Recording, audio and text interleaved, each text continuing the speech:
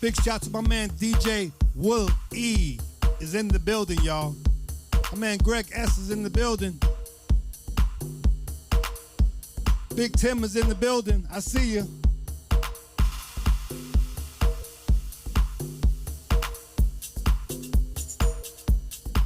Y'all gotta check out my man Will E. He's a bad DJ. You understand?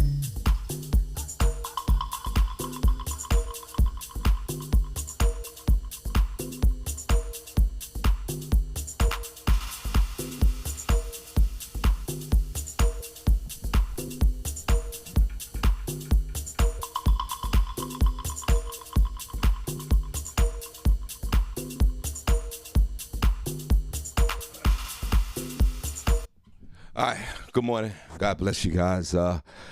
It is, what's the date? It's a weird Wednesday. It's very weird today, and here's Wednesday, July 27th, 2022. It's, 11 minutes after I welcome Shawn Harvey on the show, Wake Up Team. Only place on earth where you get your morning started right. God bless you guys. Good morning.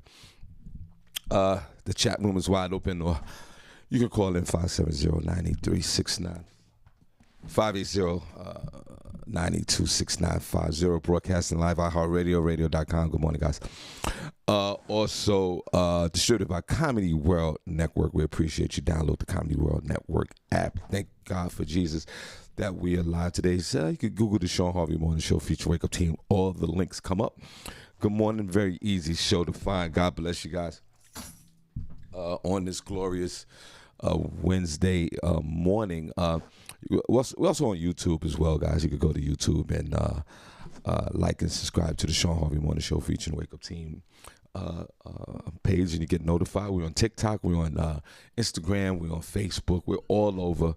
We're on iHeartRadio, like I said, radio.com, Spotify. We're all over the place. Just type in the Shawn Harvey Morning Show featuring the Wake Up Team. Good morning, everyone, and God bless.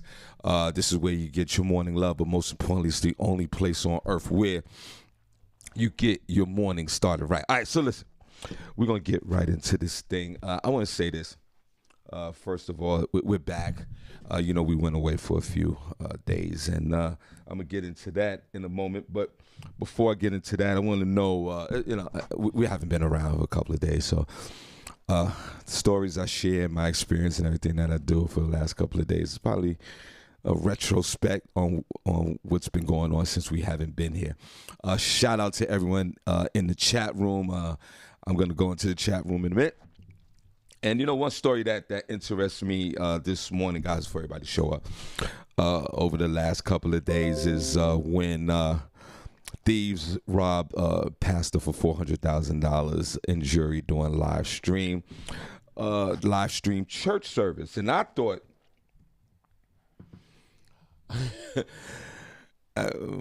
my first thought was, wow, like the people who rob folks are very, very confident in just robbing people, knowing that there's video being broadcast, and they're just robbing people. And it's unbelievable. New York City pastor. Hold on a second. New York City pastor with a taste of the luxury goods. See, here's the problem with that. There's a New York City pastor. I'm gonna get to the story in a minute. There's a New York City pastor, and we all know the story. And this guy has the finer taste in life, and he flaunts the jury. And you know what? It's actually nothing wrong with that. I think if you got it, you want to flaunt it, and that's what you're into, there's nothing wrong with it, I believe. But there's just certain situations where I think you need to be mindful of flaunting whatever you love, especially these items, all this jewelry, and you got to be careful. Like back in the day, I used to wear these big like gold chains. Like those big Run DMC Rakim gold chains. You guys remember that? Remember we used to wear these big gold chains? But then there was certain times of the day or places or being around people, places, and things. You tuck that chain in. You know, it was like a safe zone. Like you knew where to flaunt the chain and you knew when to tuck it in. But now that we live in the age of social media, and this Reverend, what's his name? Lamore Whitehead. God bless you, young man, Lamore Whitehead. You guys seen the video? I'm gonna put the video up. He was he was having a service, and all of a sudden he stopped talking, and then he leaned down past the pedestal, and these guys came in, typical, you know, with the mask on, and told everybody to calm down. And they started, like, they just robbed him, and they interviewed the Reverend, and they robbed the wife. She got robbed too. But if you saw the video, it was very interesting because you saw did you see the deacon on the side of the video? And he had, like, I'm assuming he had like a notebook, a Bible or something in his hand, and he didn't flinch. Did you see that, guys? Like, he didn't move. He just sat there while these guys, you know, robbed everybody. And you know what? Honestly, I would have did the same thing. Hold on, guys. So the bigger point is this, and then we're going to talk about the you know, we went on a trip, and we're going to talk about that.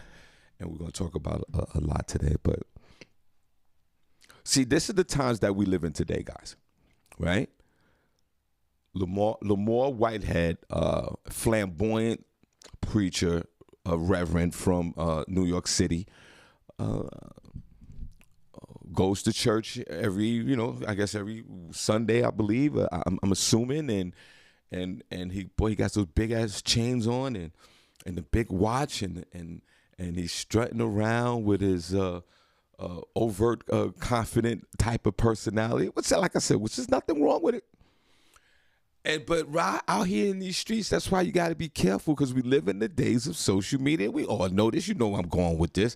You can't flaunt but so much of your personal items out there on social media, because those wolves are out there watching.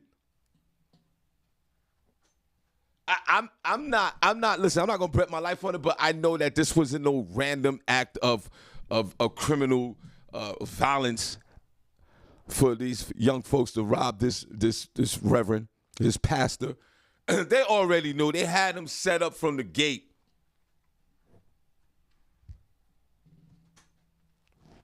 They was probably watching him. Welcome to the show, guys. Shawn Harvey Morning Show, Wake Up Team. They must have been watching him for days, because the way they walked into the church and robbed him, they were very confident in what they were doing. Put a number one in the chat room if you saw that video. Where, matter of fact, are we online right now? Where you saw this young man, these young men coming in and robbing the pastor. And I'm telling you, you have no right to do this. Did they find the young folks? They didn't even find these guys yet. But you have to be careful, and you're doing it on live stream. So, listen, I need to be careful. Somebody could come in here and rob me. So I'm live streaming right now. But what does that tell us about the society that we live in today? I think we as a society make it easier for criminals to rob us. Welcome to the show, guys. Welcome. I believe that hold on a second. The society that we live in today, we make it easier for the criminals to rob us. Hey guys, I gotta take it easy today because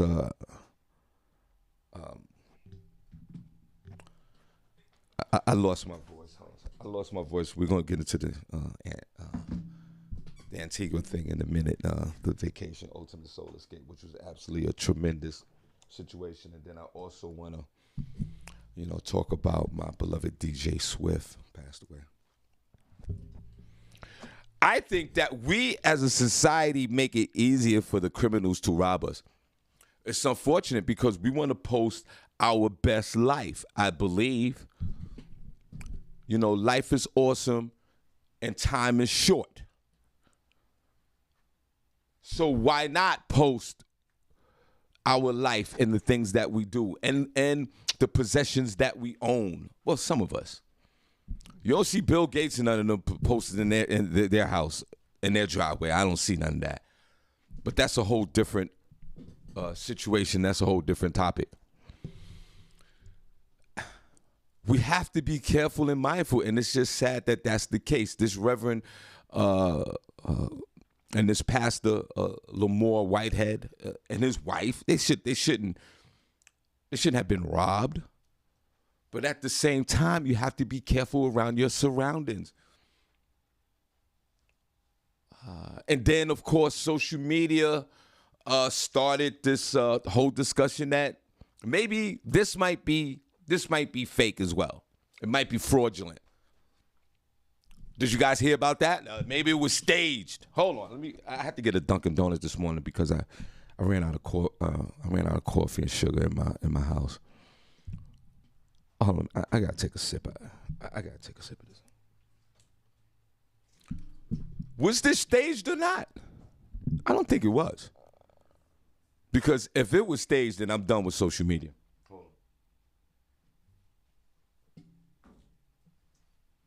And then it leads to another question. And good morning, guys. Welcome. Just going to stay here for a little while. I lost my voice yesterday. We're going to get into that Tigua thing in a minute. It leads to another question. Would you want a pastor that has these big gold chains on like Rakim in the video Move the Crowd? Would you want your pastor looking like Run DMC? Or would you want your pastor to look like Slick Rick with all these big chains on? Anthony Clark, what's up? The Godfather Solo, what's going on? You guys talk to me. So there's a lot of components with this.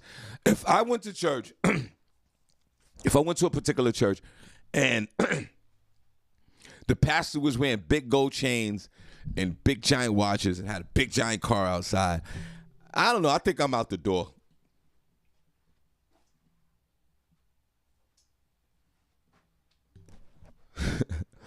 I want my pastor basic. You know, like my cousin Fletcher Crawford. He's a good pastor, good man, good servant of the Lord and God. And he's just all about spreading the word and the message. And he's all about the community. And he's all about his church. And he's all about his congregation. And you don't see this guy running around with big giant gold chains on. You don't see this guy running around with a big giant late model Suburban. You don't see this guy on with the latest fashion. No, this guy's just like what they say, he's a shepherd of the Lord. But then you have others who, I mean, you know, it's so good. I mean, I think a pastor should look good. Right? I think LaShawn Haynes Jones. Well, we got a lot to talk about in a minute. Antigua was turned up. We're gonna get into that in a second. But what's that? But what's the motive here? Put a number one chat room if you like your pastors with the big gold chains. Put a number two if you don't. I don't want my pastor with the big gold chains. And this was going on. And then they have these expensive robes. God knows how much the robes cost. Did you see that guy? Hold on. Hey, brother, everybody. Hold on a second. Hold on, everybody. Hold on. Hey, brother, B-Love, say something real quick. Good morning, everybody. Good morning. Now, Happy hump day. Everybody, B-Love's on the phone. God bless you. Good morning. Okay, so before we get into the show, Yes.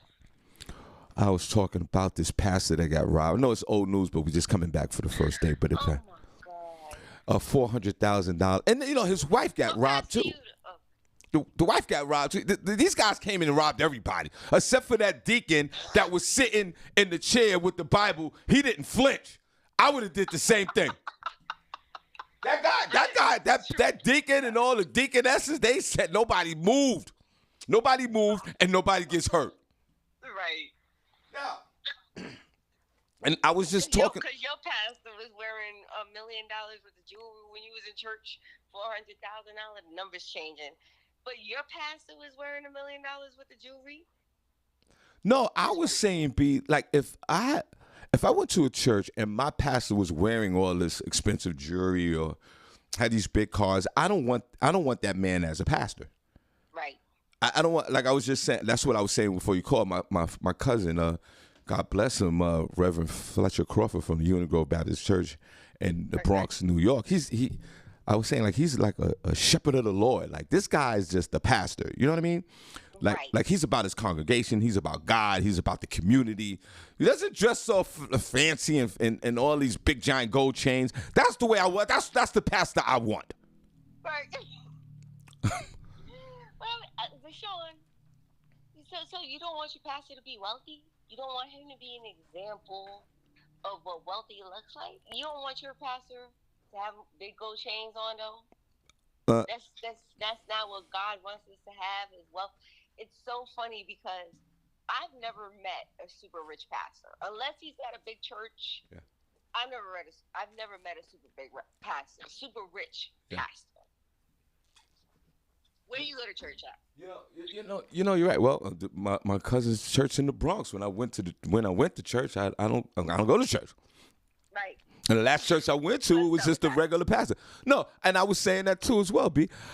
I want my pastor to be like a healthy man or woman. Right. Just somebody serving the community. I mean, get your money. You could be a millionaire pastor, but you don't have to let everybody know it. Amen and hallelujah. I think that when these pastors flaunt these possessions of wealth, it just opens up the door for them to get robbed, unfortunately. And that's what I was saying as well before you called in. Right. Social media is making it easier for the thugs and the criminals to rob you.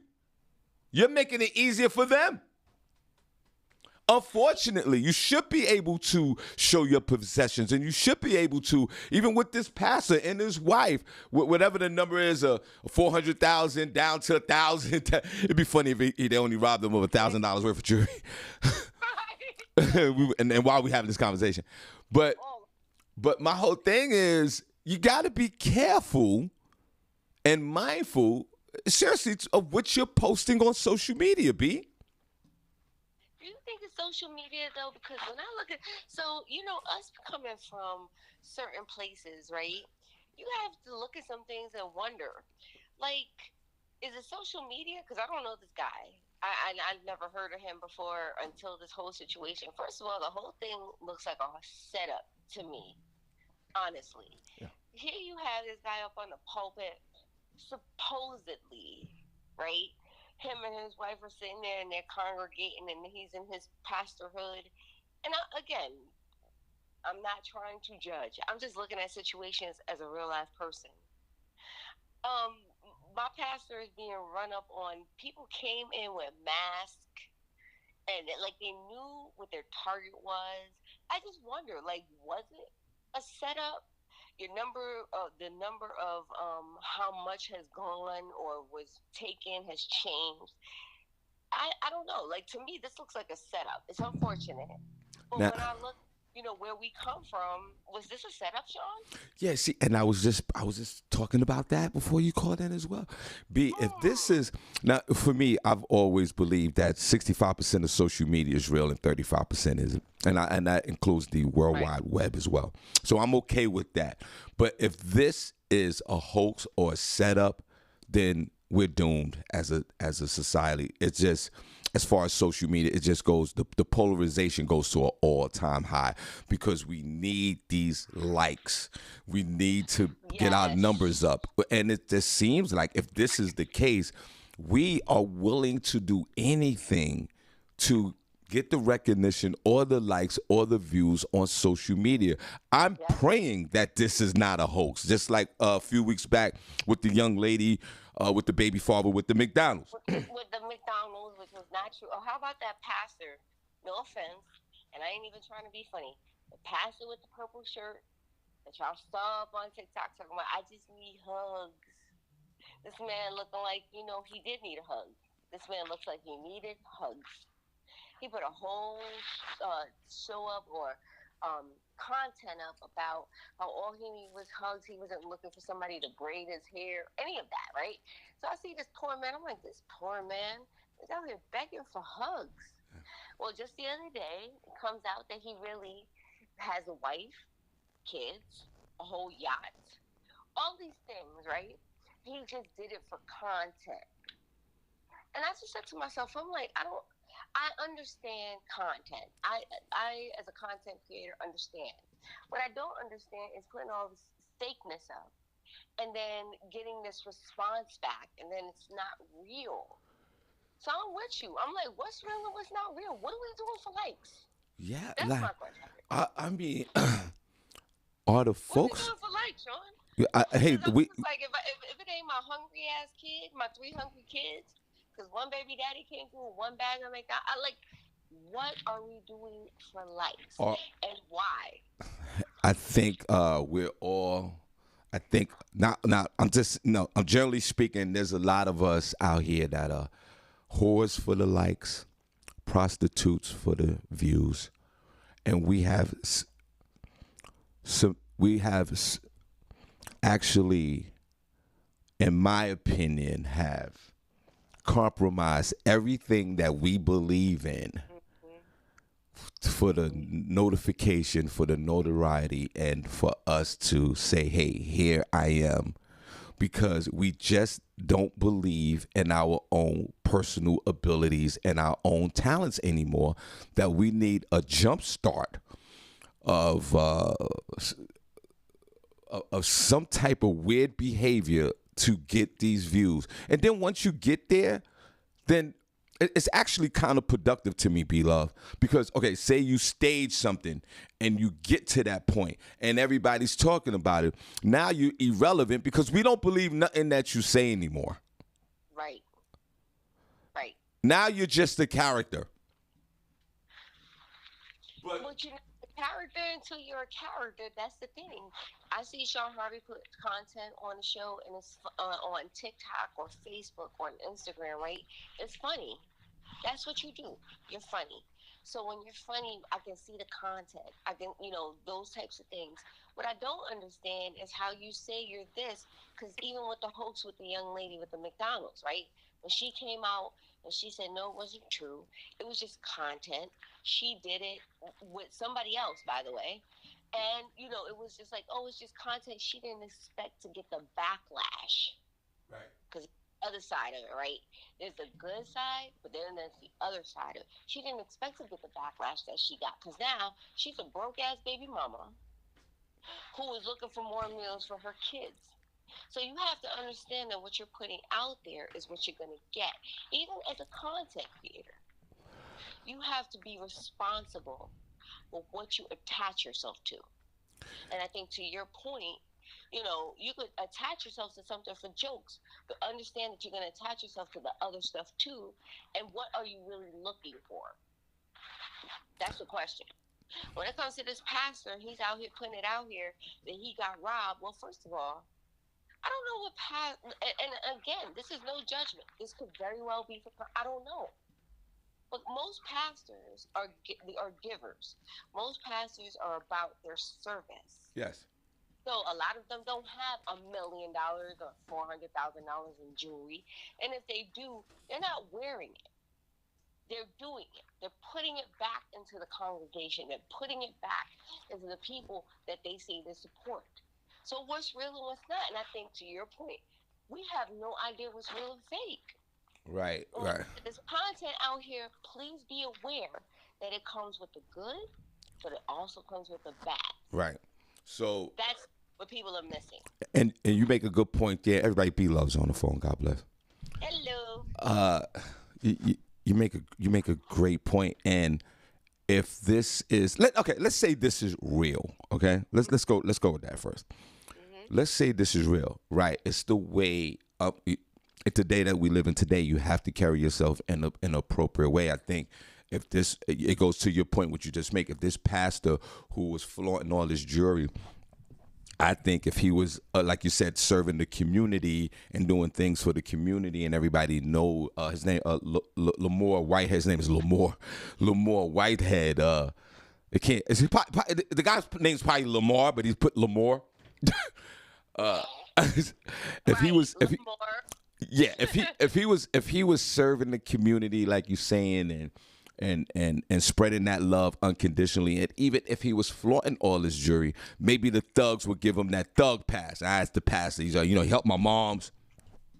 Right, pastor. Leave that neighbor alone. Leave that neighbor alone. He helped my moms and auntie with dog. Like you'll get that hood pass. Right. Now say again. Let's say if this is real.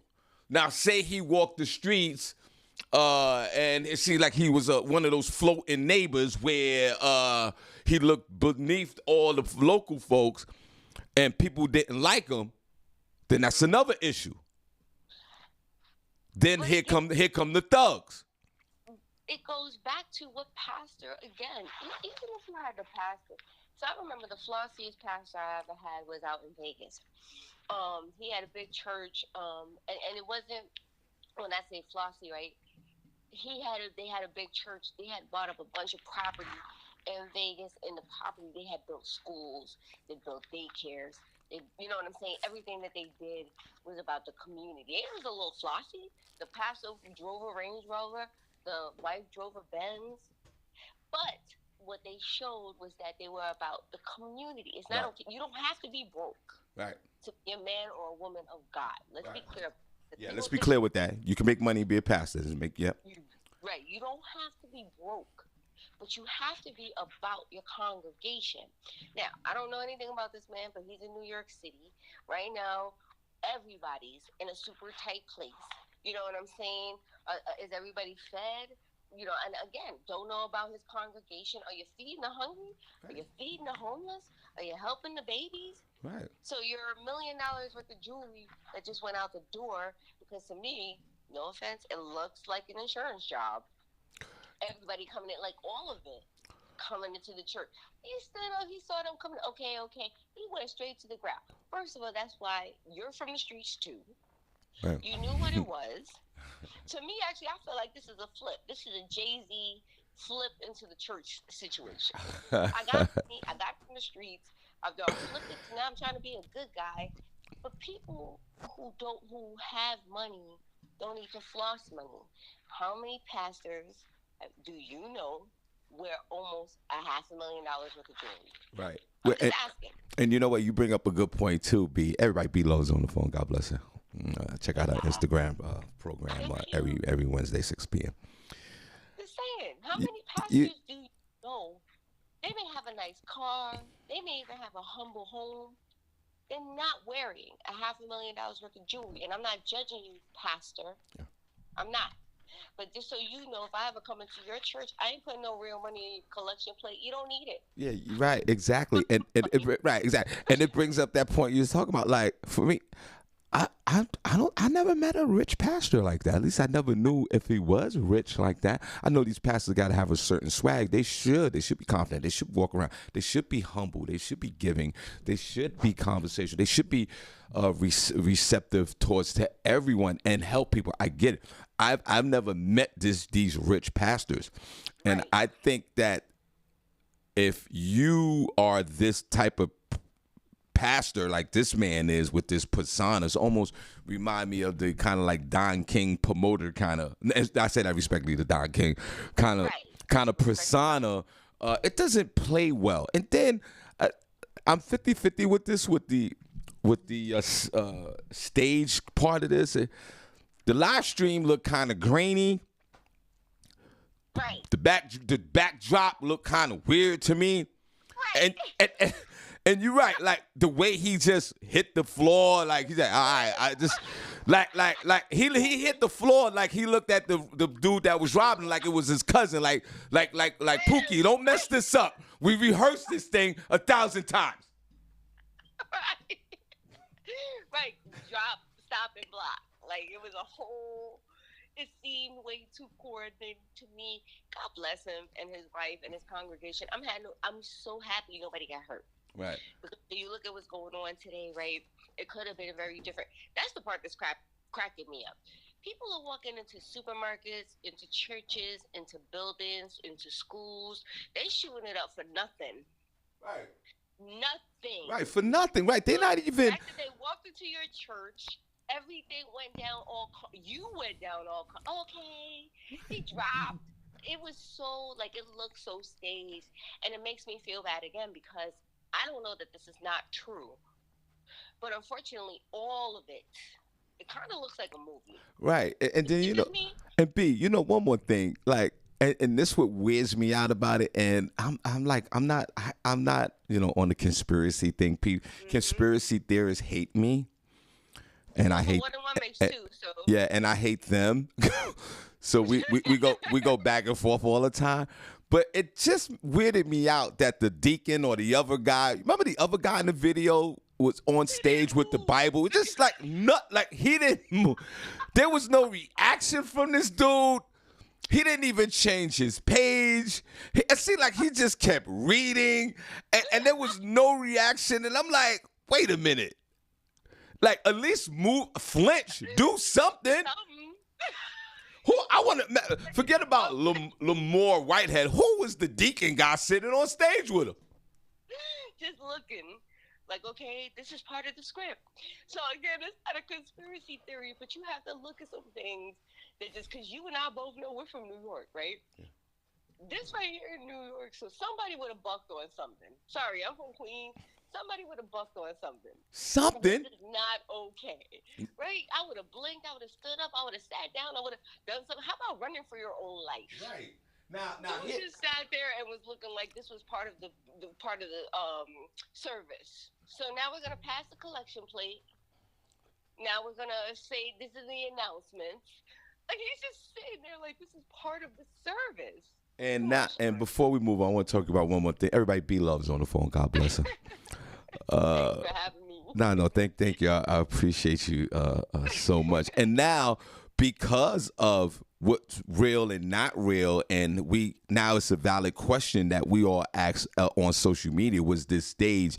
Now this pastor is online just via me denying like this really happened. Like now he's on the defense. Right. He's saying like this happened to me. This is not staged. But maybe you might have put yourself there because of all the other staged videos that we see on social media. But you're right. Thank God nobody got hurt. If this is real, thank God nobody got hurt. Now, B, but one more thing, and then I'm going to talk about one more another issue. Come on, you know I got you.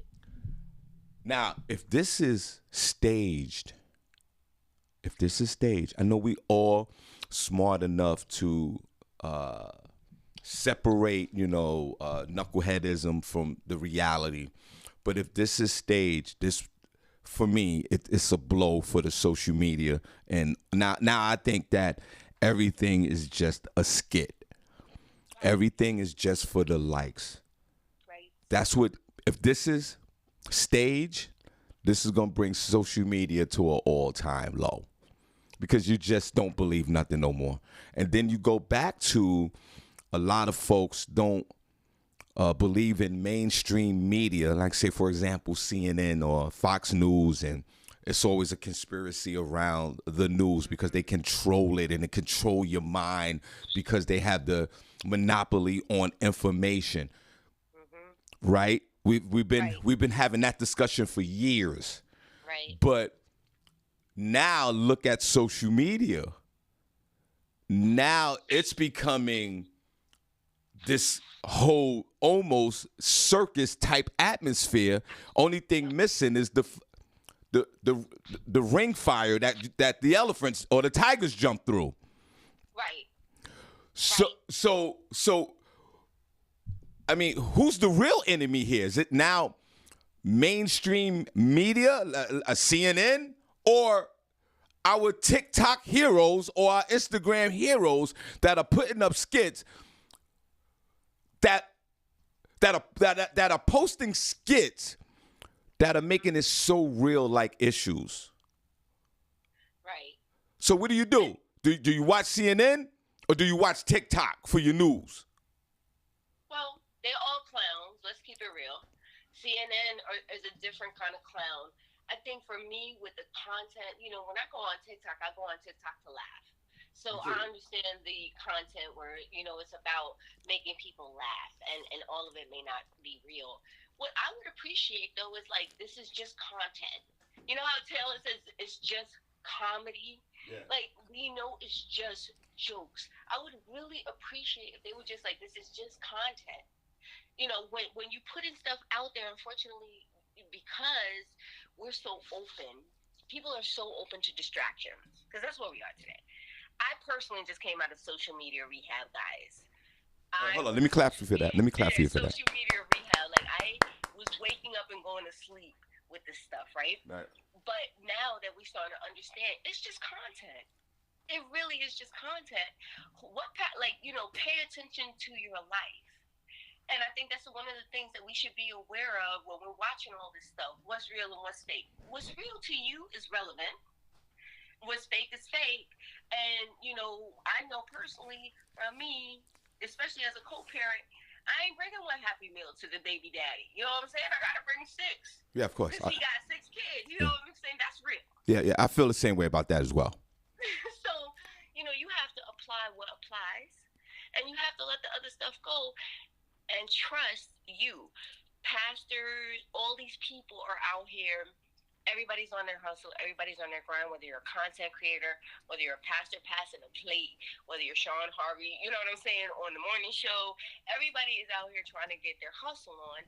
But what's real and what's fake? And I think that's what we as a people need to understand. Now, let me ask you this question. Everybody be love on the phone. God bless her. Yes. Instagram. Check out her Instagram show every Wednesday, 6 p.m. on Instagram. Yes. B, do you think? And then I'm gonna ask you one more question. We're gonna move on. We're gonna move on. Then I'm gonna ask something. But B, let me ask you. Okay. Do you think that there should be a category for social media for folks that are putting up these staged videos, like sort of when they censored Donald Trump? Should folks get censored or deleted? Like, say if this Reverend being robbed was staged, should they be blocked off of social media? What do you think as far as the content creator going too far? Like, for example, remember the young man last year, he staged a plane crash. He was in a small plane. He was a guy, he parachuted out of planes all the time. And he put cameras all over this little plane. And he staged it where the engine was failing on the plane, and he jumped out. And he jumped out the plane. Blocked him. Yes. Yeah, and he jumped out the plane. And not only that, he got charges. He had federal charges against him for doing that. Yep. Do you think that the creator, the content creator who all of a sudden stages some real life events, should they be blocked off of social media?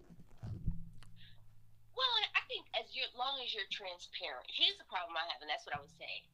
Put on your content what's real and what's not. This is just for content. This is just for whatever. And once I know that, then I know that you're just doing this for likes. If I feel like you're a real pilot or a real plane jumper and I'm watching this, because this is what people do. People who don't have their own lives jump into other people's lives. Right? So they want to be a part of what you're doing. I'm not jumping out of planes. So I'm watching you do your thing. And I want to be a part of it. I think that it should be just honest. And then I get the choice to say, this is just content or this is real. And I think the line is so lean right now. And I think that they're really making a point about letting them people know, like, and that's why people get blocked. You can't put irresponsible stuff out there. Right? You can't say you're doing this and then you're not really doing this, or you're doing this and it's dangerous. There's an accountability. So to your point, right now it's not being censored. I think it's going to be more so because people are watching these things. How about the crate challenge? Let's talk about that. Okay. All these people were jumping on these crates. Ridiculousness. Breaking arms, breaking legs, breaking backs. Right. Why? They wanted to be a part of something. So they did it. So my whole thing is be responsible. This is just for content. This is just for comedy. This is just for whatever. That's what's not happening right now. And then you have the pastor whose wife probably came in and shut it all down. I just want hugs. Yeah. And then the wife came home and was like, I'm going to need you to shut this all down. Who are you? What are you doing? Right. You're my whole husband. We got whole kids over here. Oh, it's just for content. But guess what? You got 1 million views, 1 million likes, and you're looking like a whole, you need help. So I think there's a responsibility when it comes to content creation. Okay. All right, everybody, B Love's on the phone. God bless. Hey, guys, if you're in White Plains, New York, this Friday, Yes. I'll be at the Coliseum telling jokes with New York King Talent and my homegirl Ray Diva and the DJ Hot Sauce will be in the building. So y'all come on out to the Coliseum downtown. White Plains, New York. Doors open up at 8 o'clock, and let's get these jokes in, and let's get these, and then we're gonna have a big after party. So y'all come on out. And also on August the 6th, I'm down here in Quakertown in Pennsylvania. Big show. With my man Tommy Too Smooth hosting, my man Morel, the promoter, he's in the building. So y'all come on out. August 5th. Also, I'll be in Detroit. Okay. Now, B, let me ask you this. I saw a post on social media, and I thought it was really funny, and it just triggered a thought for me from my past experiences. There was a picture of clothes that were neatly folded on hangers, shoes and the shoes in boxes, and the clothes were folded up neatly, and it was a picture of a woman throwing a man out of the house. But when she threw him out the house, all his clothes was neatly folded, all his suits were on a hanger.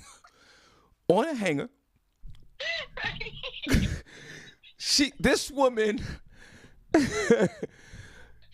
she was so detailed.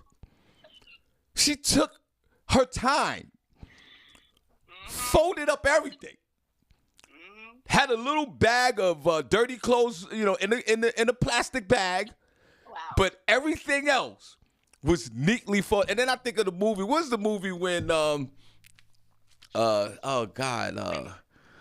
Martin Lawrence and the woman she burnt all the Is it thin line between love and hate? Yeah, thin line between love and hate. Right. Remember she burnt all the right. Now,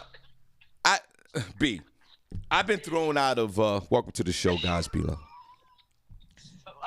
I've been thrown out of 57 women houses. I told you, I've been in 78 relationships. Y'all know that. 3 baby mothers, married twice. I'm not a relationship expert. I told you that. Thank God for Jesus. I got it right on the 78th one. I married my wife. Thank God. Thank you, Father. Thank you. And I've been thrown out plenty of times, and I've been thrown out where, fellas, put a number one chat room. You ever been thrown out of the house? And ladies, put a number one in the chat if you've been thrown out the house. Yeah, if you've been thrown out the house.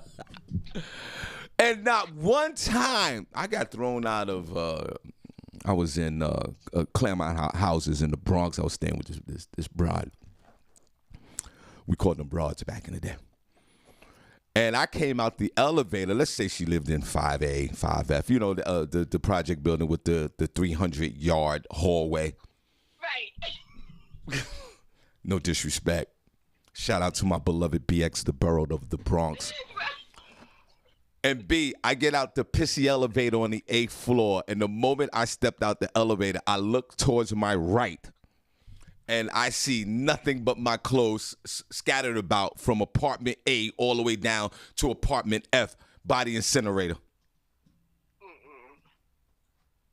And I had to go back downstairs, get something, and get all my clothes out, just gather up, and get the hell out of there. Yeah, your pissy laundry, because you picking it up off the floor. Go ahead. And I mean, and she, I don't want nothing off the floor. yeah, and I'm assuming that women, y'all just black out when I don't know if you ever been through that. And I'll ask you this question in a moment, B. But I don't know women, what are your mentality? Ladies, if you threw a man out the house, threw the clothes out. Because always the clothes got to go. And then, B, one time, I was in the Bronx, of course, and this really happened to me, B. I came around the corner. Me in relationship number 16. Let's say that, right? We were arguing, and of course, like I always say, 99% of my relationship failures were cause for me. Right. I'm going to admit that. Accountability, Shawn. Yes, I'm going. So I'm arguing with this young lady. It was Sunday. It was like back in the days when they played the NBA on CBS. Brett Musburger. That New York Knicks game that we saw on national TV. It was one of those days. It was in April. And I was arguing with this chick because I did something inappropriate the night before. And she was fed up. And I went to the store, because I lived in this building. The bodega was downstairs. The bodega was attached to the building, of course. Why wouldn't it be?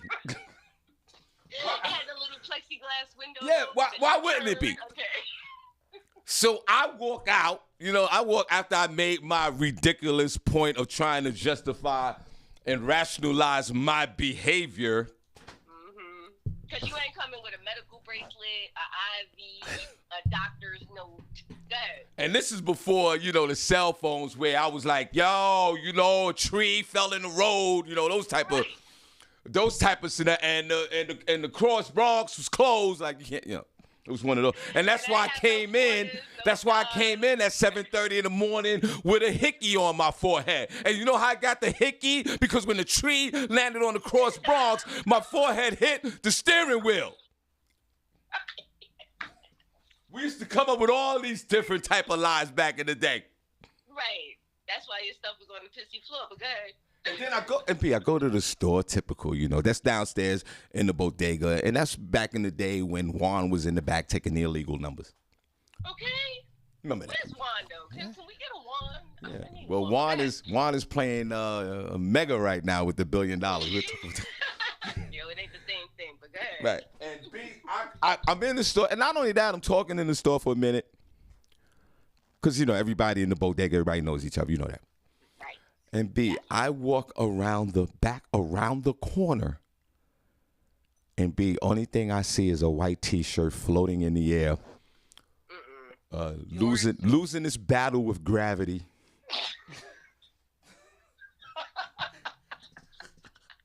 And all you saying is, that's my shirt. Is that what you were saying? It was like a snowstorm of my clothes.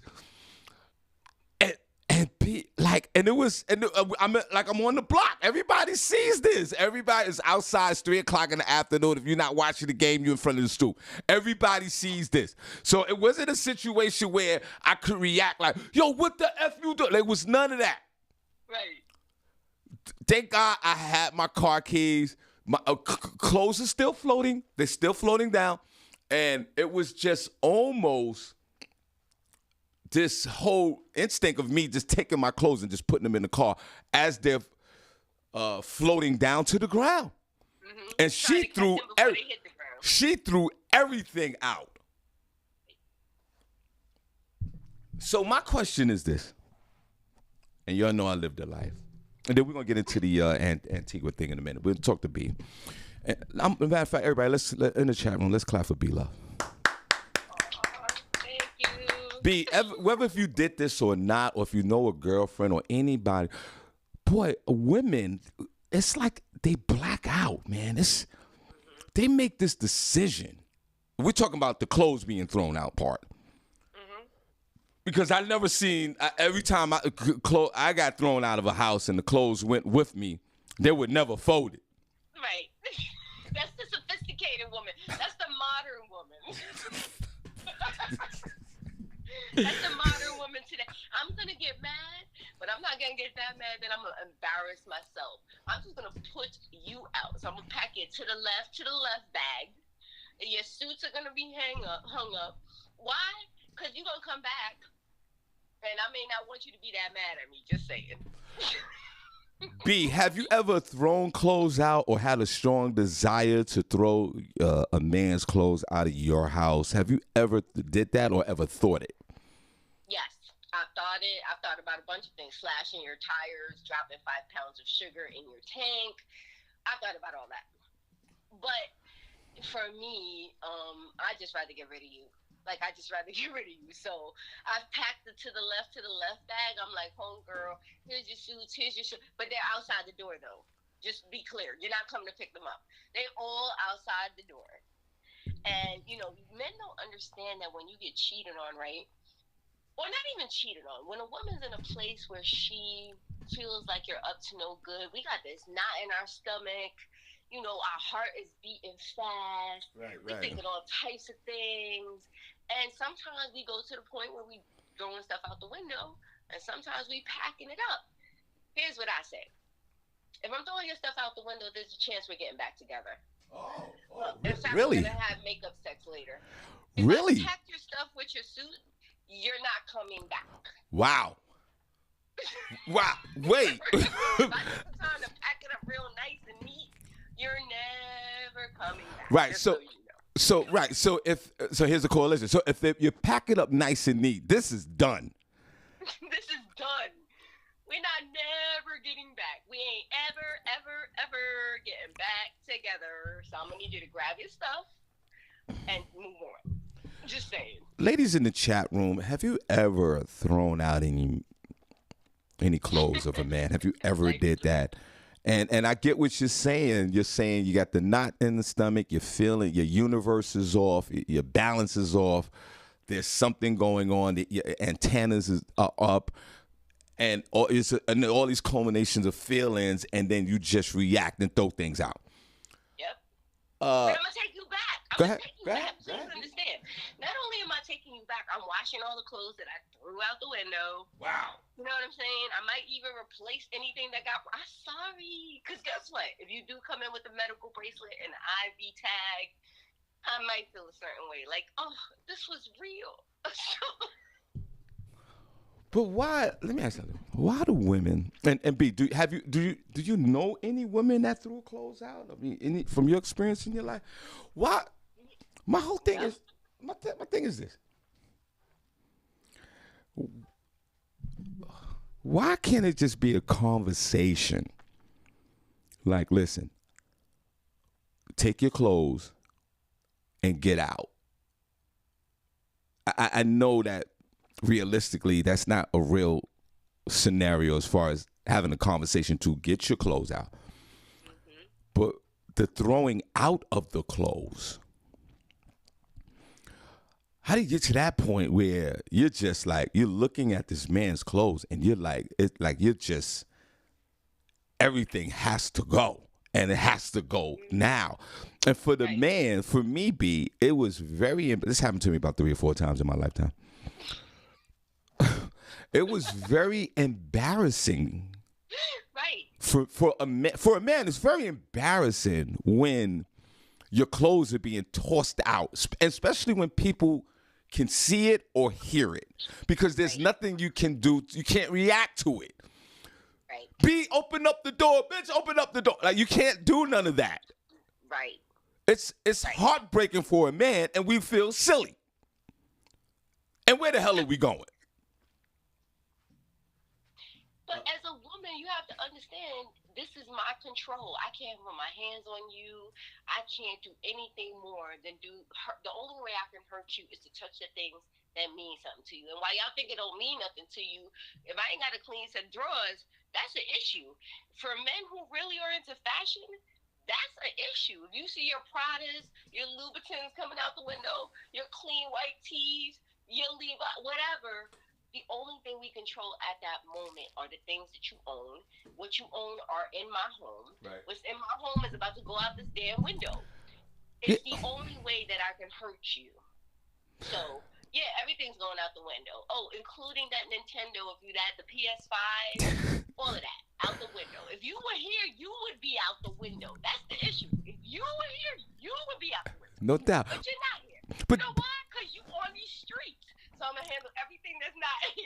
Oh my God. But B, you know what? For me, it would be, and it's weird that I say this is total contradiction, I know, but even if I cause this and I've had this woman react this way and to throw my items out the windows and the things that I own and including what you just said, even throw me out the window. Right. B, even though I caused this, which I've I've shared this plenty of times. B, it would be a total violation. Like, now I'm done. Every woman that threw my clothes out the window, I've never went back to because. You never went back to? No, I never did because it was like the. But B, it was the ultimate violation in a sense. And like I said, I'm contradicting myself, but it's the way I feel. I caused this. I know I did. But damn, you gonna throw all my possessions out the window and all the items that I love, and now the world see my socks and a shirt or and your dirty ass drawers and my dirty ass drawers. Like, are you serious right now? How do you come back from that? So as a man, for me, I'm like 4 for 4 when it came down to women throwing my items out. I just couldn't return back to that. Even though I do remember, like the bodega situation, I came back a few days later. You know, we made up for a day, and then that was it. But Juan was wearing your T-shirt. Yeah, but it was weird because I didn't have my clothes there, and I don't know. You know, I think it comes down to what people allow, right? So, me as a woman, if I put all your stuff, your ish out or out the window, it's because I feel like you did something to me. So now I feel hurt. So now I'm hurt. So I want to hurt you, right? So if I could say the same scenario, like, okay, so you were out, you were up to no good, you were doing bad. I put all your clothes out. You're not forgiving me, but you want me to forgive you when you were out doing your dirt. It's kind of like, what are we doing here? You hurt me, I hurt you. Let's just get back together.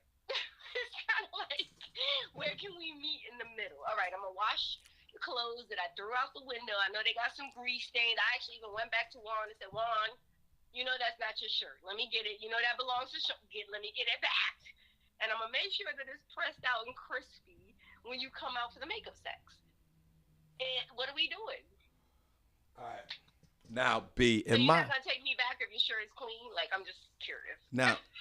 Now, B, I'm gonna just say this, and then we're gonna move on. I got one more thing to ask you, and then we're gonna go. Everybody, B loves on the phone. God bless. And then I gotta move on, and God bless you. Yeah. B, in my lifetime, 57 years old. I'm 3,000 years old, B. And in my life, I've lived on my own by myself on several occasions as a single man, B. And I was dating as well. And in those times that I was living by myself, I was in a relationship. Right. But B, I never had an opportunity to throw any woman's clothes out. I wonder how. Would you though? Would you? So here's the thing. I think men and women, we're so different, right? So your dirt was that you cheated. Yeah. And my dirt is that I threw out your stuff because you cheated. B, I'll be honest with you. I had anger issues back in the day, but I don't have that anymore. Because I've been in therapy all my life. I've been in therapy. After I stopped smoking crack, I was in therapy. I mean, private therapy, government-owned therapy, the whole thing. I got help. I refuse the Ritalin. It's just a whole lot with me. But B, I've never gotten to a point to where I wanted to throw any woman's clothes out of the house. To answer your question, I don't think I would be able to do it. I don't care. The women could, the women at the time could be gangbanged by Wesley Pipes or Mr. Marcus, and I still wouldn't. I would be like, listen, you gotta go, you gotta leave. But the whole physical throwing clothes out the window thing, I can't do it. That's no way. I can't do it. I don't know how to do that. I don't think I can get angry enough to go open up the door and just start throwing clothes out the window. It's a very, for me, it's a very passive aggressive behavior. It's a thought out process, just so you know. But again, it's a bubble up. I'm trying to tell you, it's a bubble up. Imagine sitting somewhere and it's bubbling up. So you hearing that I cheated, right, is a reaction. With women, it's the bubble up. It's like I'm sitting here for hours and I'm just sitting here. It's bubbling all up. This is what, and we don't want to do it in the beginning, just so you know. It doesn't start out with throwing all your ish out. Right. It doesn't start out that way. Right. It starts out with, where is he? Oh, no calls, no texts, an hour, 2 hours, 3 hours. Oh, now I'm looking at your clothes, because that's what I'm doing. I'm sitting on the bed looking at your clothes, looking at your shoes 4 hours. Right. Really? He's not here 5 hours. Really? This is what we doing? So it's a bubble up. Y'all not doing that. What you guys do is react. Right. Hey, your chick cheated. All right, get out. But we be plotting. It's a bubble. So this is what we do. We not coming home till 6 in the morning. So when you get home at 6 in the morning, just so you know, it's gonna be a whole show for everybody. Block, you, me, Juan, John, Right. everybody's gonna see it. Just saying. Wow.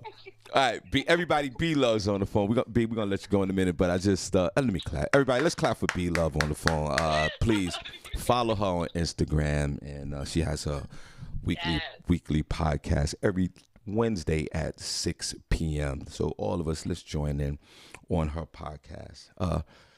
Please join us so that you can learn what not to do. We don't throw clothes out anymore. Yeah, I would. I would love to. Out the window anymore. Yeah, you know what? I would kick you out. We pack it up real nice, and we just like, bye. I would love to hear that topic on your show one day in the near future, because I know the way your folks get down, that would be very interesting conversation. Now, B, listen, one more thing, and I just want to throw it back real quick, and then I got to go because we got to talk about Antigua. We was down in Antigua over the last couple of days. Yes. Ultimate Soul Escape. We want to talk about that. B. Yeah. And speaking of Ultimate Soul Escape, check this out. We had a bunch of DJs down there, right? Mr. C, Danny D, Ty Boogie. It was a bunch of DJ EQ, Sincere, the world famous Big Lou. Like these guys was just kicking ass all weekend, right? Mm-hmm. And one of them, B, and it goes back to the question. It's an old question, but I want to talk to you about it real quick. Let's go. And the question is, are you still listening to R. Kelly's music? Right? Now, we all know the whole thing with R. Kelly, right? But I just want to share this in real time, B. Okay. One of the DJs at Ultimate Soul Escape went into a R. Kelly set. And let me give you let me paint the picture for you. B, B Love, we're at the pool. It's like 87 degrees. It was a slight humidity in the air. It was the pool was warm. The water was warm. They had a slide for the adults to slide down into the pool. They have foam out there. There's nothing but black folks out there. 500, 600 black folks out there. The bar, open bar, everybody's having a great time. People were on the side of the pool. Some of us was in the pool, and some of us was sitting in the lawn chairs, and we was just living our best life at that moment, B. Is that a question, or you just making me jealous? Both. And one of the DJs was blending his music, and we was feeling good. And B, it was about 1 o'clock in the afternoon. That sun was beaming down. And they had food out there, B. It's ultimate. Shout out to Ultimate Soul Escape 2022. B, one of the DJs. And if you want to go to Ultimate Soul 2023, hit me up now.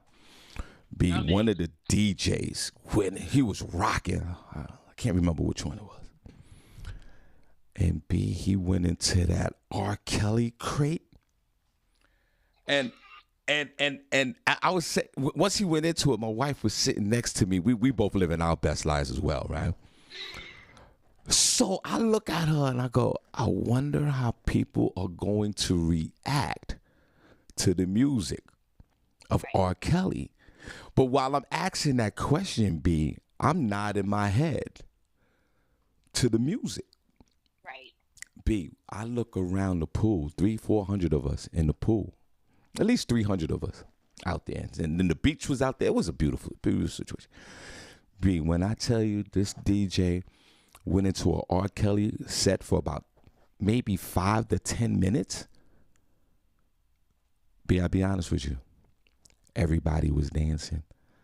Yeah. And no one that I seen went over to the DJ and go, yo, turn that off. Right. Everybody, including myself, I'll admit it, including myself, was jamming off of this particular DJ. I think it was DJ EQ, I believe, to the R. Kelly music. So it leads back to you, B-Love. The question is,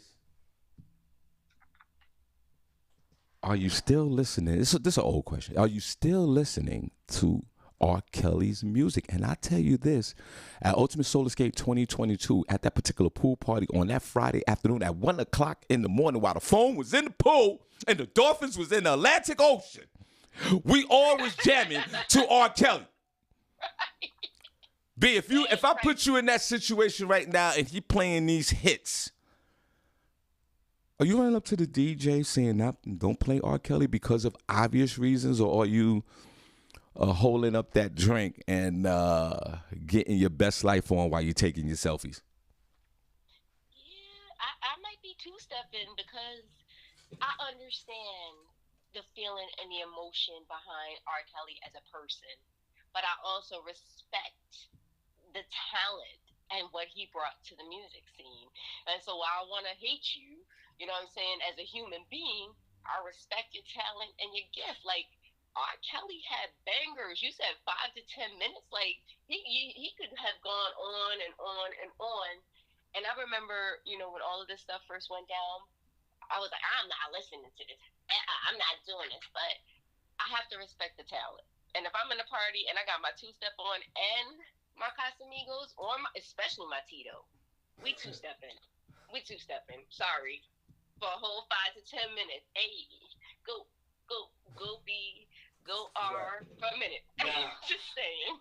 Now B, I'll be honest with you. I don't know what they're saying in the chat room. I'm not in the chat room, but I'll be honest with you. It was just a feel-good situation.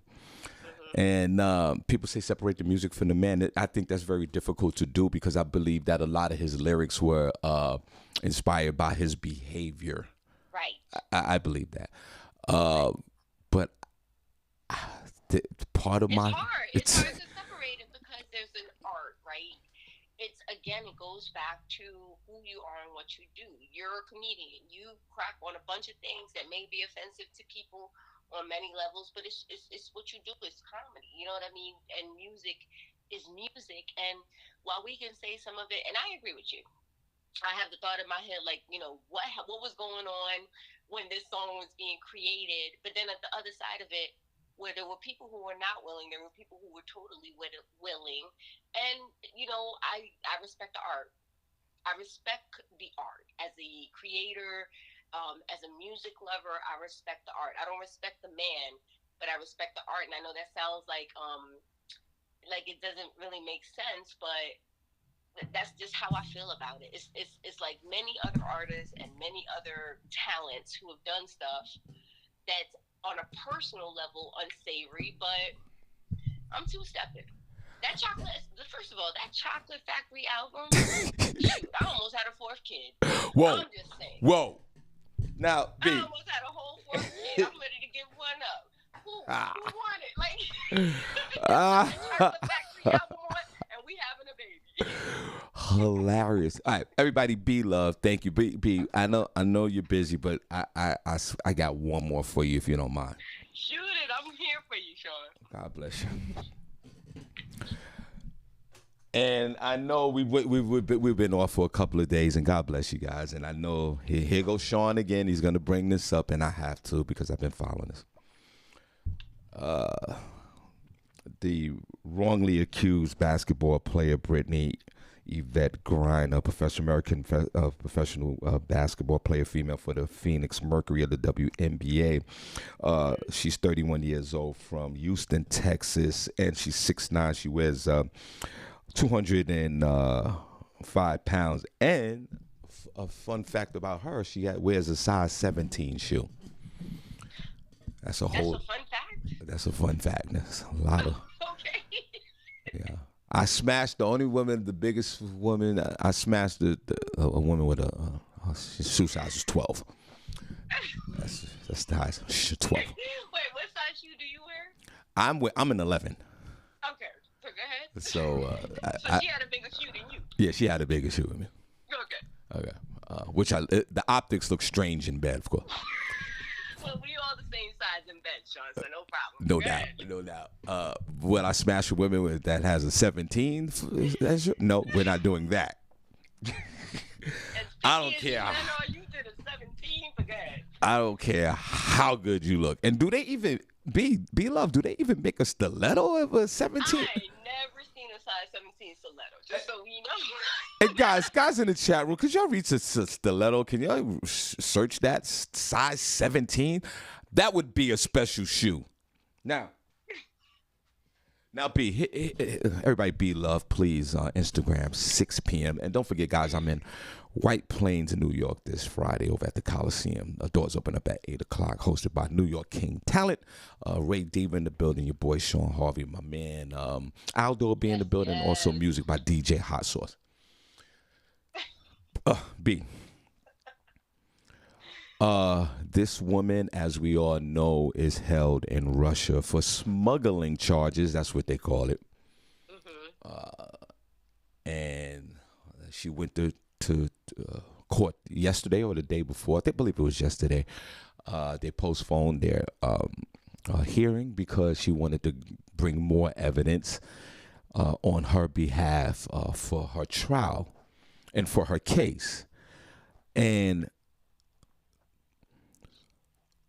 there's another American detainee that's been imprisoned in Russia unjustly, and this person is, I'll get the name in a moment. And I apologize, I should have the name. I didn't know I was going to just bring this up, but this person is a school teacher, B-Love, for the Americans that are living in Moscow. Okay. To teach them the Russian language. Okay. And he went over there last year with his cannabis oil. He had 20 grams of it. He had way more than Brittany, right? Right. And he came into the country, and he's been in jail for the last year and a half. Okay. His family is like, wait a minute. We didn't get a phone call from the president. Now, this is like the fourth family, B, that's saying like, wait a minute. Even though we know that there's a celebrity that's being locked up and detained unjustly, no one has reached out to us. And the sister of this man, this teacher, said that he has legit pain and, he has medical issues and the cannabis helps him. I get it. She's saying, wait a minute. What about my brother? Right. Now, B, they sent out an email 2 weeks before Brittany Griner went to Russia saying don't go to the Soviet Union because they're, the war with Ukraine and you could be a possible target. You could be a possible target. And I wonder if she knew this, because for me, like, we just came back from Antigua, right? 2 weeks ago, the United States sent out an email saying, don't go to Antigua because the rebels are taking over and they're fighting over there. I'm not going. Right. You from the Bronx though, Sean, so no, you wasn't scared, but go ahead. Yeah, but I'm not going to sit there and put this fantasy in my head like, even though the country's fighting and the rebels are down there trying to take over the country, they're not going to mess with us at the resort. Right. F out of here. Right. she knew, I hope that she knew that this was the case. Did she go to Moscow? Did she go to Russia and didn't even know that these warnings were coming from the United States government not to even go into the country? Because if she didn't, this is a sad case of misinformation. Right. But if she knew this is horrific and a horrible decision that this person made. And the sister of the professor that's in jail right now, she said it. She admitted. She said, my brother made a terrible mistake by bringing 20 grams of this cannabis over, to the Soviet Union. B, my question to you is this.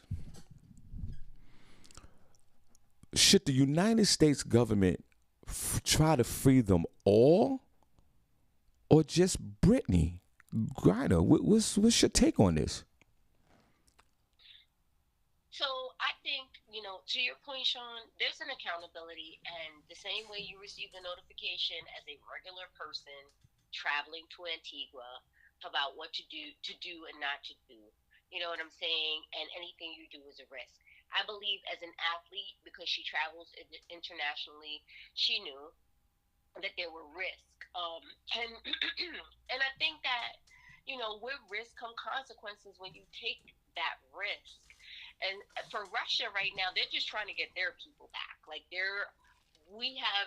U.S. has Russian inmates that they're trying to basically make a trade for.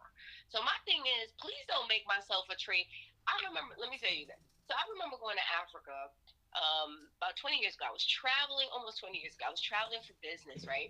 And I remember telling the people that I was traveling with, I'm like, listen, I need security because my parents don't have any goats or sheep or anything to trade for my ass. Like, if I get caught, I'm caught. Yeah, right. And I'm not trying to be caught in Africa. You know what I mean? So the thing about it is when you go to other places, there are things that you need to be aware of. And as an athlete, she needs to be aware of. You put yourself as a bargaining chip, and that's what she did. And even the guy, he made a mistake, but now they become bargaining chips. So to answer your question, yeah, if you want to get one, get them all. Get them all. Because at the end of the day, they're still our people, and they're in it for who they're trying to get their people. So, yeah, go get our people. But for the people on the other side, please don't put yourself in a position. I'm just saying this. This goes back to the track runner who, everybody was so mad because she got disqualified for smoking weed. She smoked weed one time because her mom had, no. Yeah. You know that there are consequences to this. If they say no vapes, why are you trying to sneak a vape? If they know no weed, why are you trying to, why? This is Russia. We all know Russia to be what it is. So please don't put yourself in a compromising position. And if you do, hope that the government's coming for you and not, you know what I'm saying? Right. Because you are the totem pole, even if you're at the bottom. Now, hear me out with this B. DJ Tall Guy is in the chat room. Dwayne Stanton Holmes. DJ Tall Guy, WBLS, New York City. God bless him. He brings up a point. I don't disagree. He said, and I just glanced in the chat room. He said that her pleading guilty was a bad move, and pleading guilty to this, 1.5 ounce of cannabis that they're saying that she smuggles all this drugs into the country, and they want Ivan the killer in an exchange, in a prisoner exchange. I agree with you. Like, this is what it is a political pawn now. But my whole thing is this: she has to plead guilty to this, because if she pleads not guilty, they're gonna find her guilty, and she might spend 20 years in jail. Right. But the bigger issue is this. Because of what he said, a lot of people that live in this country hates this country, right? A lot of people are anti-government, and even our beloved Senny J, she's very anti-government, and she has that right. I get it. But in this country, there's one thing that I think that we all can agree upon. You can have your own personal views and opinions about what goes on without getting your ass locked up. Right. I mean, you Right can't run. now. Right now. Right You can't, now. I mean, you can't run around talking about I'm going to kill somebody, whatever. But other than that, whatever viewpoints you have on any issues that's in this society, you have the right to voice your opinion about it or facts. Right. That's the one thing I think that we all can agree upon. Even my dreaded conspiracy theorist family out there who y'all can kiss my ass. But the problem is, B-Love, that doesn't work in different parts of the world. Right. It doesn't work. We are so polarized on social media. I always say that. But I think a lot of it, we're polarized in this country as well. We have these rights and we have these beliefs that we can do whatever we want and say whatever we want. And the perfect example was wearing that mask when COVID went down back in early 2020. Nobody didn't want to wear the mask on the airlines. Everybody was fighting. Nobody wanted to follow instructions. But I'm going to tell you this. In these countries that's run by somebody named Putin, this guy name is Vladimir Putin. I call him Pootie Poop. And my man in North Korea, Kim Jong-un. Kim Jong-un. Oh my God. That the very sound of that name scares me. Right. Kim Jong-un. We can't go to these foreign lands with the same philosophies. They just don't tolerate it. Right. So we go to a foreign land with our same philosophies from this country, and then we get ourselves in trouble. Right. One of the guys You can't be American everywhere. That's the thing. Right, there you go. I like that. You can't, everywhere. right, you can't be American everywhere. Oh, I like that. I like that. And I think that this is a problem as well. Okay, she said that, you know what, I hastily packed the oil in the bag. No, you didn't. I'm not. Listen, No, you you didn't. pack your lotion, you pack your toothbrush, you pack your toothpaste. There's even times, so there's people going on cruises, right? Oh, we know how to get around bringing alcohol on cruises. Well, this is when, they wasn't all inclusive and they were making what's that drink? The Incredible Hulk. You know, it turns green as a drink. Right. That if you make Incredible Hulk and you put it in a Lysol bottle. Right. With and people have tricks, right? Here's my thing. What's the risk? I would rather pay for the unlimited alcohol on the cruise than to sneak it on and get kicked off.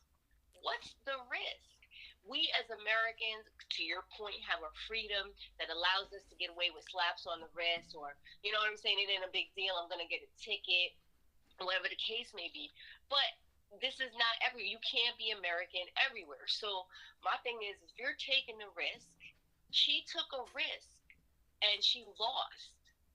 And it's sad because, in our heads, we have this idea like, well, I'm a basketball player and I do this all the time. So, I have the league behind me and I have all these people behind me and I have a movement. But as you see, that's not the case. When it comes to the fact that they're even slow to step up their support to get behind her, people are criticizing the president, like, why haven't you gone and got her? But as a parent of the country, I'm like, well, you kind of put yourself in a situation and it's a hard place to be in. But I always tell people you have to be accountable for your actions. So you with your little CBD oil wasn't a big deal. Now you're sitting in a Russian prison. And I'm sorry for her. You know what I'm saying? I really am, because it's really just a bad choice, bad decision. But bad decisions have consequences. And you're making bad decisions with Russia? Yeah. Yeah, do that in Georgia. Yes, do yes. that in Jersey. You know what I'm saying? Do it in actually, let's go real wild. Do it in the Midwest. Yeah. Where all of this stuff is still not even legal. Do it there. Do not do this in other places where they're looking for the opportunity to snatch your ass. And it's timing. Timing is everything, and this is bad timing as well for this. This is bad time. Like, you're doing this now when you know where you. Yeah, no, it's not a good decision. And I think her even pleading guilty is a bigger picture, right? We're behind the scenes. We don't know. But sometimes, you have to, whatever's going on behind the scenes, it's unfortunate because you have a beautiful, talented woman Yes. who Yes. is now sitting somewhere doing time for something that for us is not a big deal, but she made herself a pawn in the game, and it's bad choices. And B, I'll be honest with you. Everybody be love, please check her out. Matter of fact, tonight. It's Wednesday. Oh wow. Yes, LGL Real Talk. Oh yeah, tonight. right. Tonight. Wow, it's Wednesday. Y'all parking. I'm gonna hang out with B. Yes, I'm gonna be out there soon, Sean. So you already know I'm gonna see ya. Yeah, I already know. So while before I'm gonna go cut my grass, and then after that I'm gonna listen to you. Okay. I'm living that I'm living that American life right now. B. Yes, live that American free life, Sean. Right. There's Don't get caught with no CBD oil. That's right. Yeah. I live in a nice neighborhood. There's no asthma in my hood. Now, B, now listen, and I'll tell you this, and I'll keep it real with you. If I'm a parent of a detainee that's in Russia unjustifiably locked up, and we doing this whole Britney movement, I'll be honest with you, as a parent of a prisoner in Russia, I'll be pissed off. Yeah. I'll be really upset that here's the main focus, and what about my child? I'll be honest with you. Right. I think we should clump them all in together.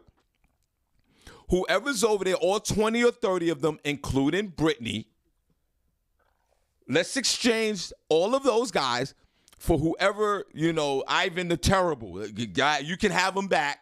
Right. And bring us all by the back. way, he's on our dime, just so you know. We're feeding him, and it may not be luxurious, but we're feeding him, housing him, clothing him on our dime. So go ahead. All right. Everybody be love. One more B, if you don't mind. One more. One more B. Give him up. B, is it? And then I got to get into Ultimate Soul Escape, and then I want to show love to my man DJ Swift. I just want to ask you this quick question real quick, all right? Is it appropriate for a man or a woman to continue a relationship with the ex-children years after the fact? And especially if that ex is in a new relationship. And I bring this up because I recently saw a child of an ex that I dated. And it was a pleasant moment. Yeah. B. Ran into the young lady in the supermarket. Okay. And even though, her and her mother, we had this horrific breakup. It wasn't that bad. It was a regular breakup. Was she the one who was throwing your stuff out the window? This is not. This was actually a really cool breakup. This one was a pretty cool breakup. Okay, good. And I ran into the adult child, and we exchanged pleasantries. Like we ran into each other in the supermarket. I was like, "Hey," it's like, "Hey, Sean, hey, what's going on?" We hugged, embraced. What's going? Like that's the energy of the conversation. And we said our, pleasantries, and we hugged and blah blah blah, and we kind of kept it moving. And that was it. Okay. So my question to you is it appropriate for the ex to continue the relationship with a grown ass child of the ex? Is that appropriate, or do you just keep it moving? Because usually my whole thing is when we're done, we're all done. For me. How would you feel if your ex was still friends and your current man was still had a great relationship with the ex children? How would that? What's up with that? Because for me, it's like, yo, you're done. Everybody's done. Clean slate. On to family number, 77. Right. Even if we all left and broke up in good terms. Even if we all broke up in good terms, I believe that's it. It's done. Right. Right. Okay, I could run into you in the street. Hey, I ran into one of another children at a comedy show. That was a bad breakup, by the way. So, right. But it was still, hey, how you doing? Okay, bye. Like it was like that. Okay. But no continuous relationships. How you feel about that, B, before we let you go?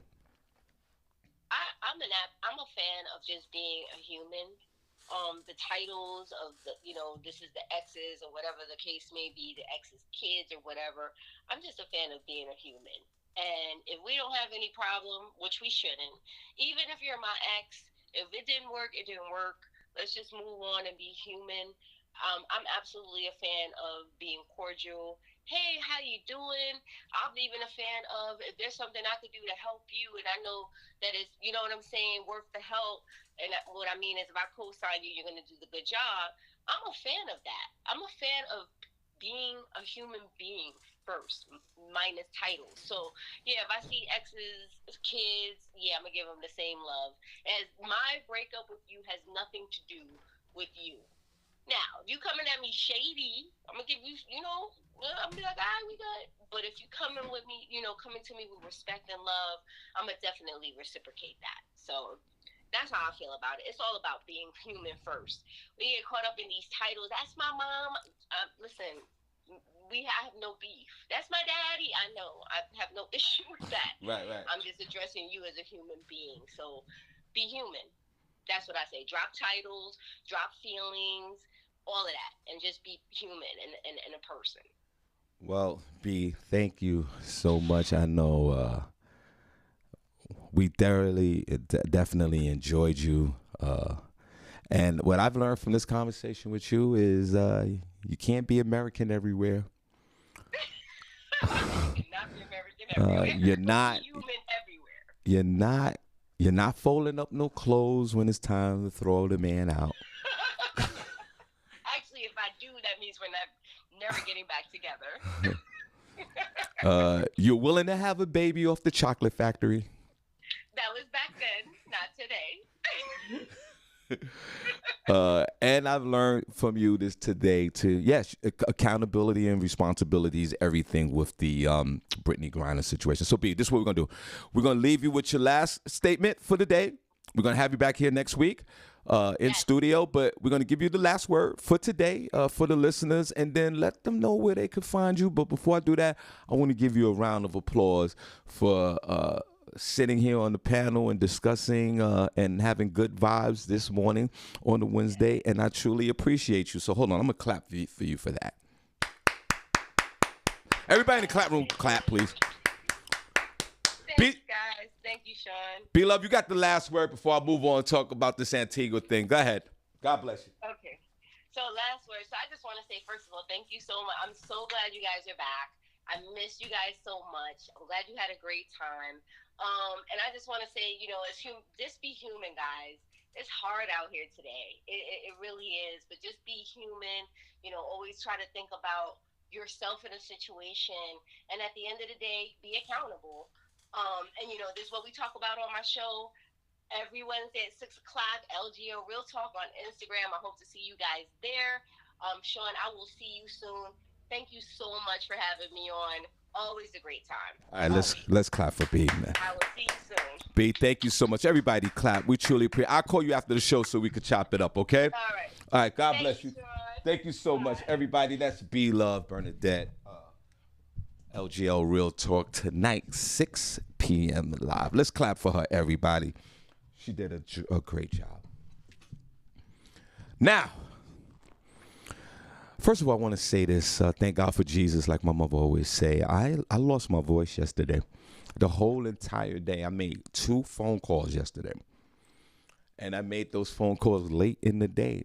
I didn't talk. We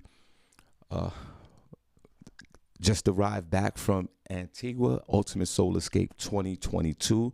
I want to give a round of applause to that whole organization over there. Lady Diamonds Entertainment, led by Leslie Jacobs and all the others, Disa and everybody else over there. I want to give y'all a round of applause. Ultimate Soul Escape for me, your boy. Hold on a second. Hold on. Let me open up this guy. Wait a minute.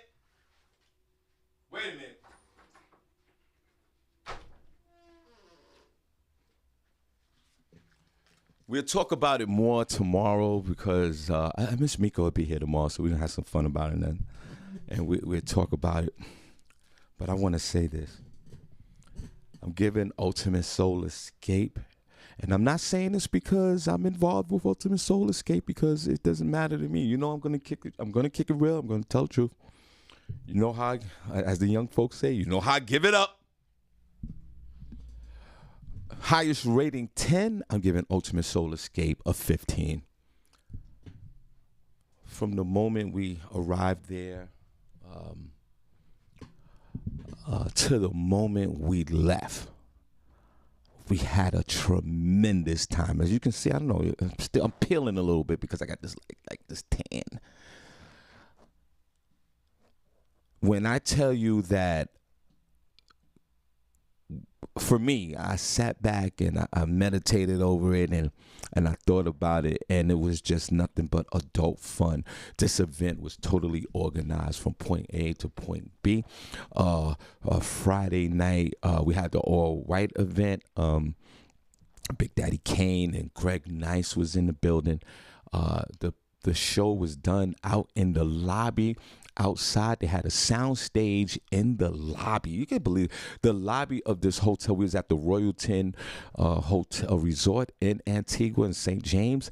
This place was absolutely beautiful. The moment you drove into the courtyard, the moment you went into the reception area, the foyer was beautiful. The walkways on the property was well detailed. It was beautiful. They had a bay they had one side of the building. You had a bay view where you could see the bay that led out into the North Atlantic Ocean.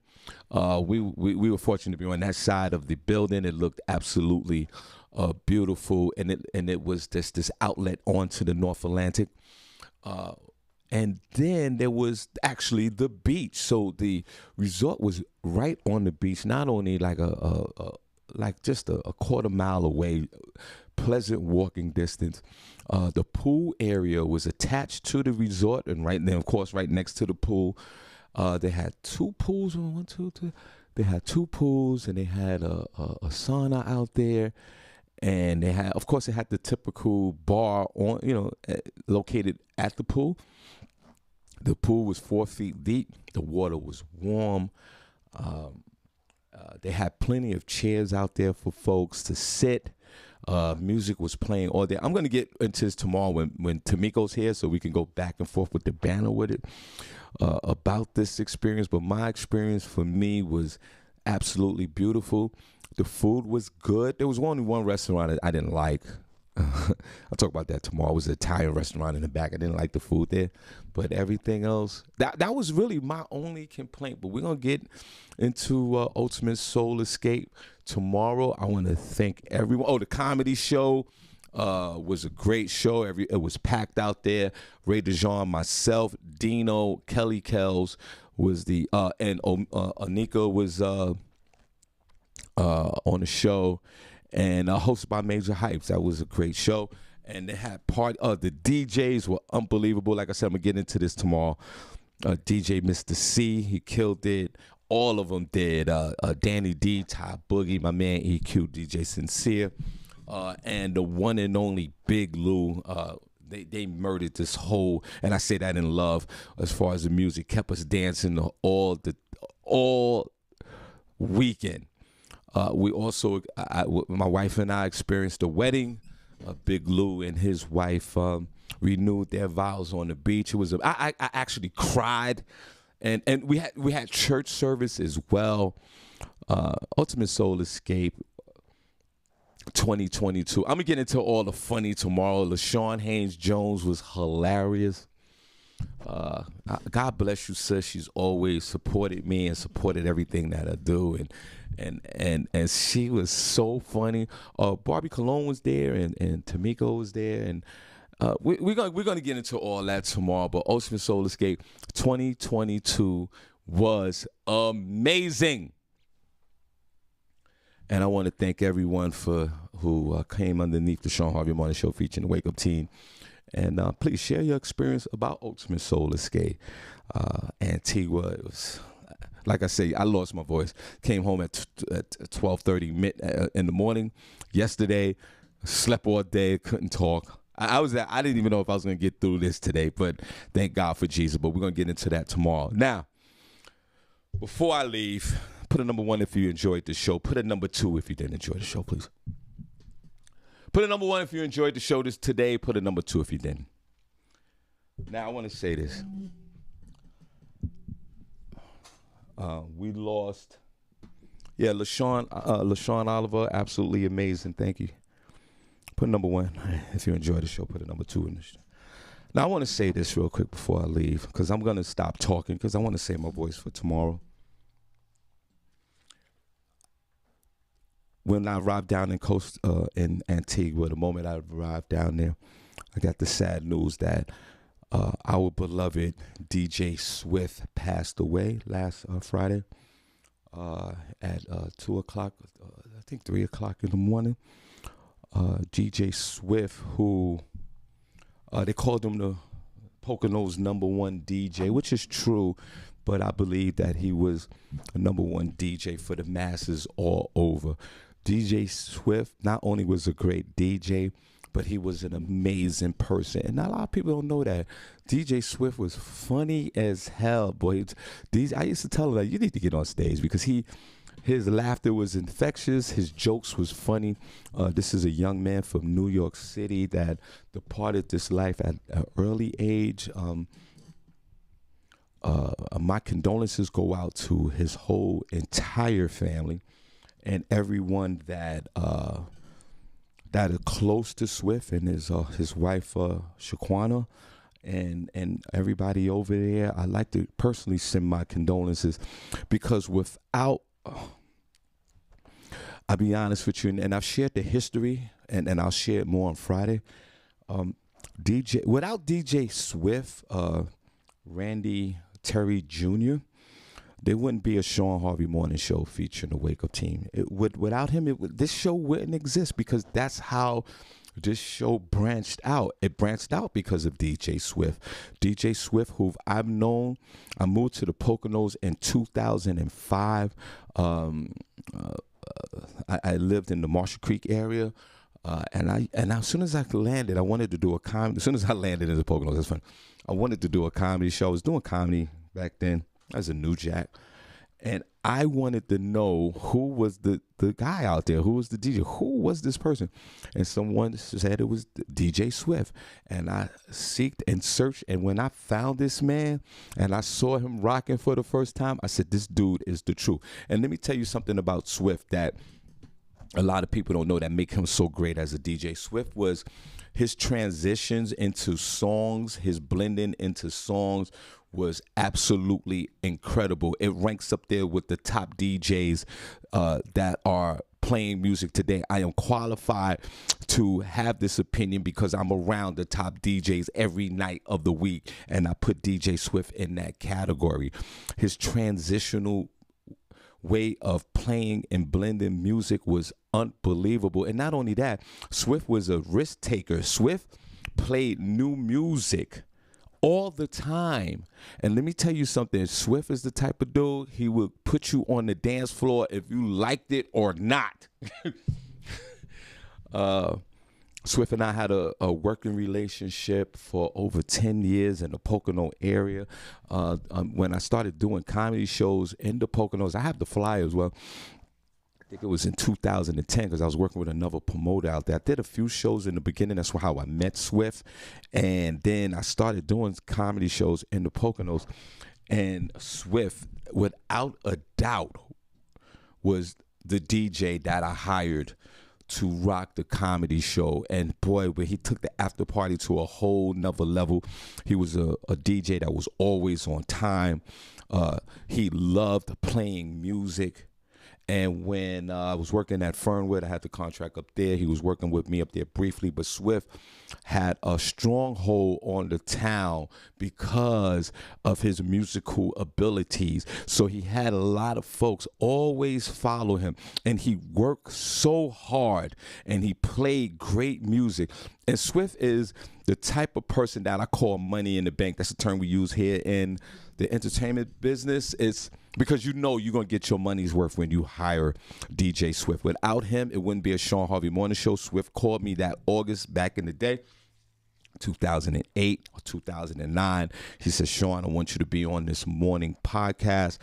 that the station that was formulated by the Force MDs, the legendary group, who has so much love for Swift as well, because Swift and the Force MDs, they had a long-lasting relationship.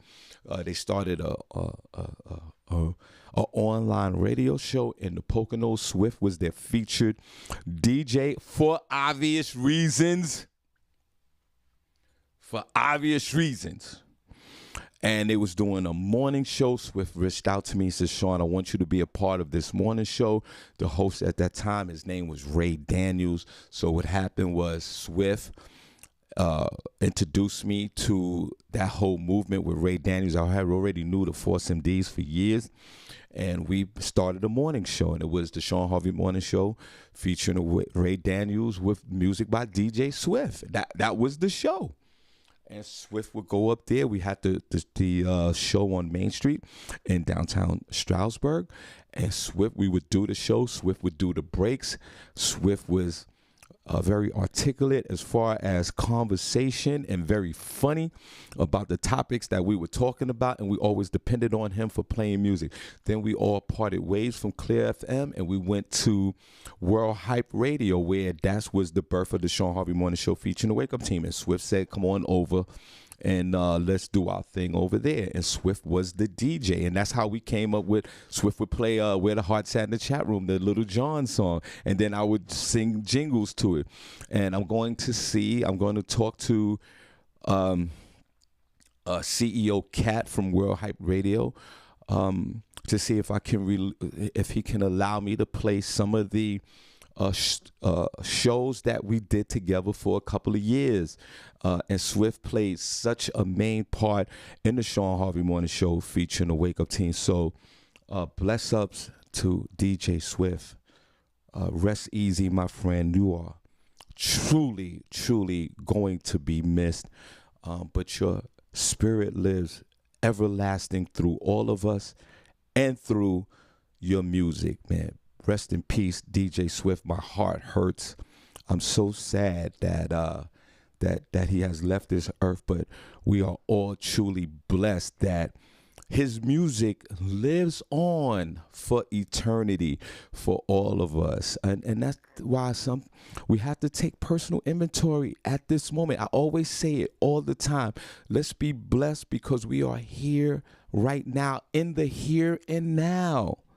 In the here and now. Life is amazing, but it's also short. Do what you can in your life each and every day to help folks and be a better person and to be a good person to yourself. DJ Swift, Poconos #1. Are you really Poconos #1? Nah, you're #1 all over, brother. And Swift took us on his courageous journey through his illness. He took us there. He didn't have to. It was a personal choice for him.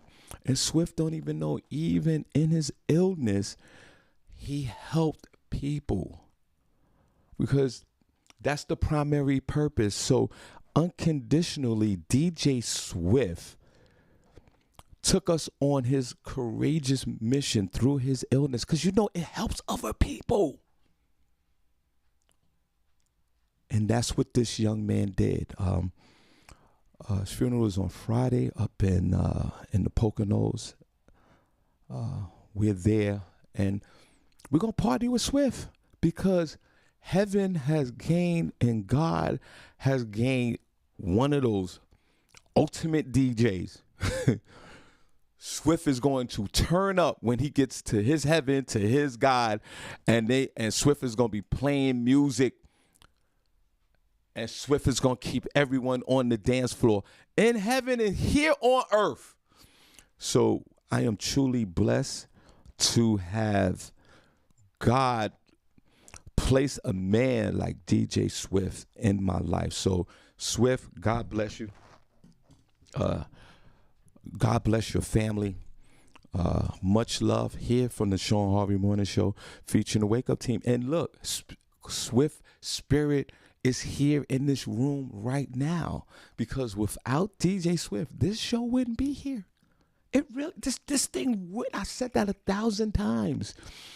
This show, the Shawn Harvey Morning Show featuring the Wake Up Team, wouldn't be here without DJ Swift. And remember, a couple of years back, Swift called in to this show and shared his courageous, in his most courageous way, what he was going through. And I could play that tape. I do have that. So we're gonna dedicate the rest of the week to DJ Swift. Swift, I love you. You will be in my life for eternity. God bless you, and God bless your family. All right, guys, listen, we are out of here. We see you tomorrow. Shawn Harvey Morning Show, Wake Up Team. Please like us on all social media. We are out of here. Let's go.